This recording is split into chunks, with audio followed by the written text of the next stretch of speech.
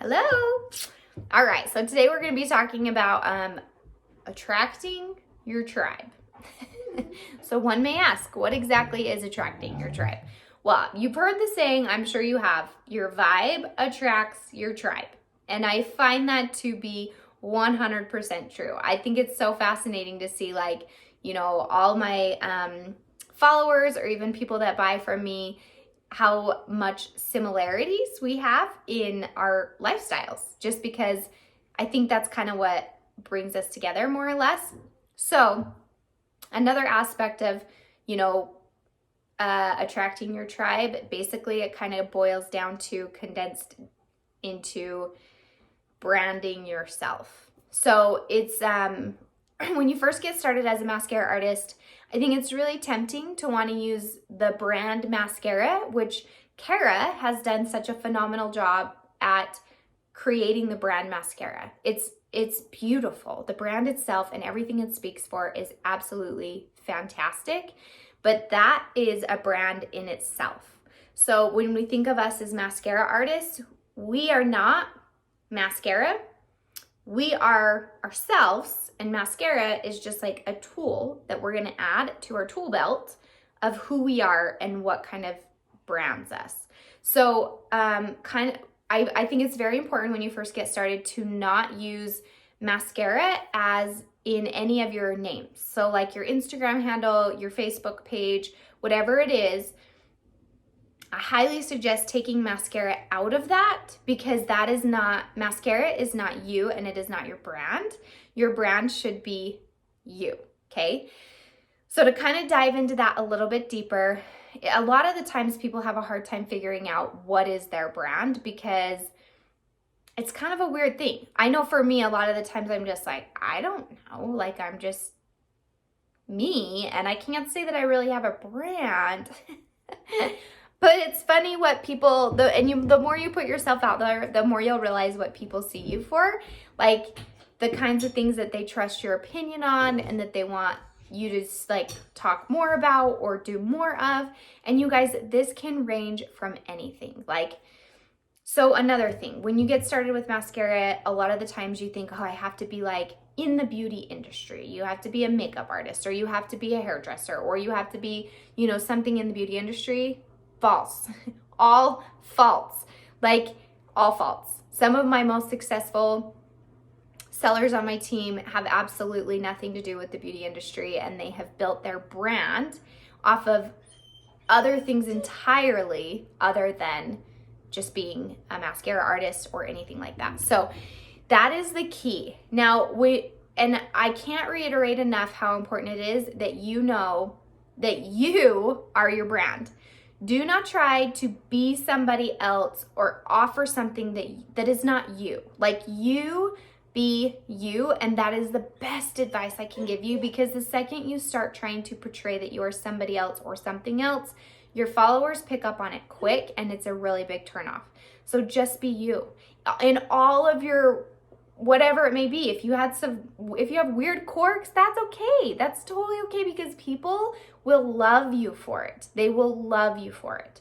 And you will attract the people who relate to you and who appreciate all those weird quirks or whatever it may be, So a lot of the times when you're getting on and starting with mascara, you are unsure of what to even talk about. What do you even what do you put out there? What do you do?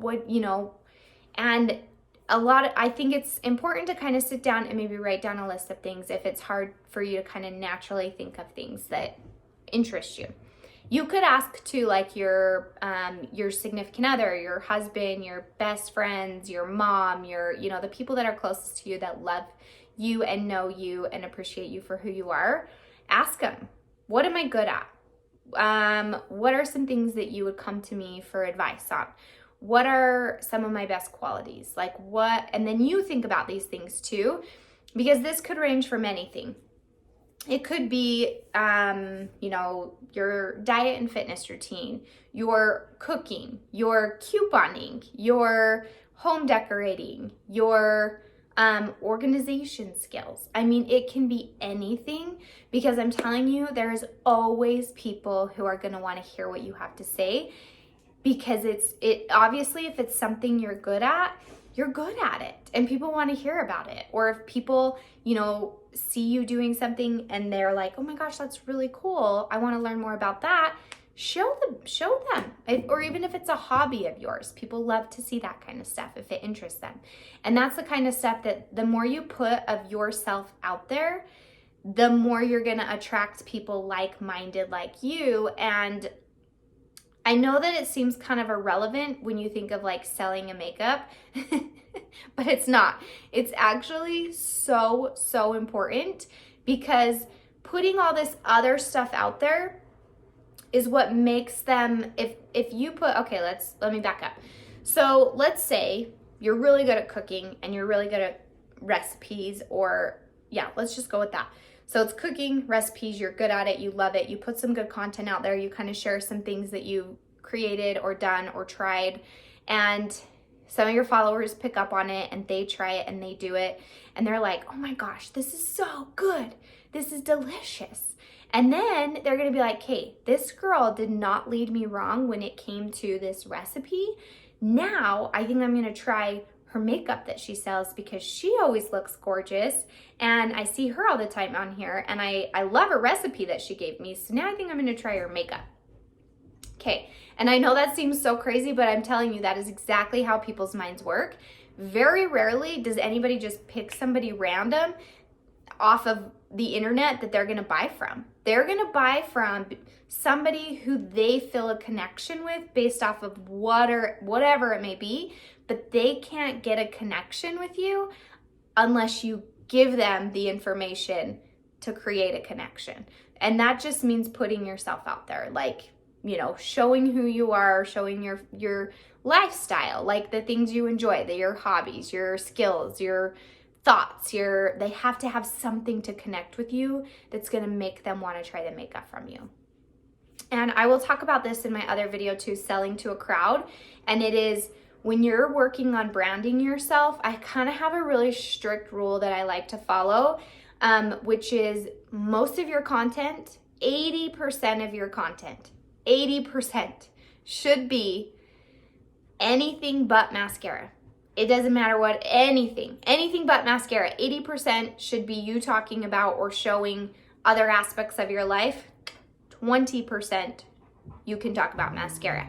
And that the reason for that is because I feel like if you're constantly putting out there only mascara, only the business, only all of that kind of stuff, people get really bored really quick, and then they also feel like you're just trying to make a dollar off of them. And that's not what we're wanting to do. We genuinely are wanting to make and help women feel beautiful and simplify their makeup routine and give them a product that we love and that we know that they are gonna love, And so it's so important that we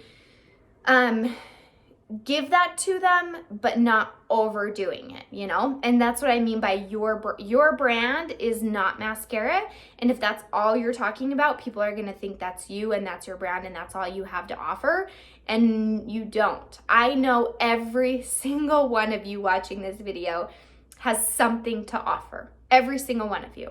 So you got to figure it out. And it doesn't have to be one thing. It can be a bunch of things. I'm all over the map on my social media. I talk about recipes. I've talked about diet. I've talked about exercise. I talk about clothes. It's just anything that I genuinely find interesting or I like or I've found or whatever. I just share it. You just share it out there and you kind of tell people your experience with it, how you liked it and what it's just, that's like the way of the world.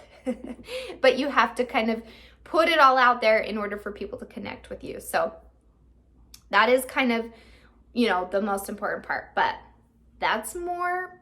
And you know what? One more thing I better add before I shut this video down is do not be offended if somebody unfollows you or if somebody doesn't jive with you. That's okay, because for every one person that doesn't jive with you, you're gonna have 100 more that will.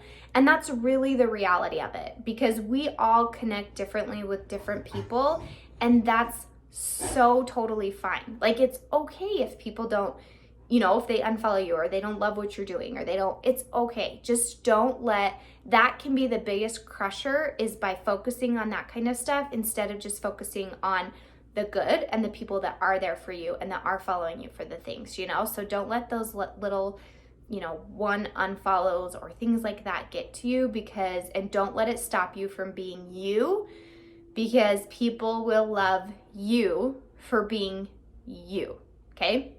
Can't say that enough. Just be you and just be willing to put that out there and you'll find success with it. There's so many great quotes that I have found about being out of your comfort zone. And the latest one that I found the other day that I really loved was, our comfort zones are really great places, but nothing grows inside of our comfort zone. Which is so true. Nothing grows or can grow when we're stuck inside of our comfort zone. And even though it's a beautiful place and sometimes we really love being there, in order to grow bigger, you have to step out of that comfort zone. So that's what I'm encouraging you, is to all step out of your comfort zone and get yourself out there. Okay, thank you for watching this video. I hope this helps a little bit, and we'll be seeing you around.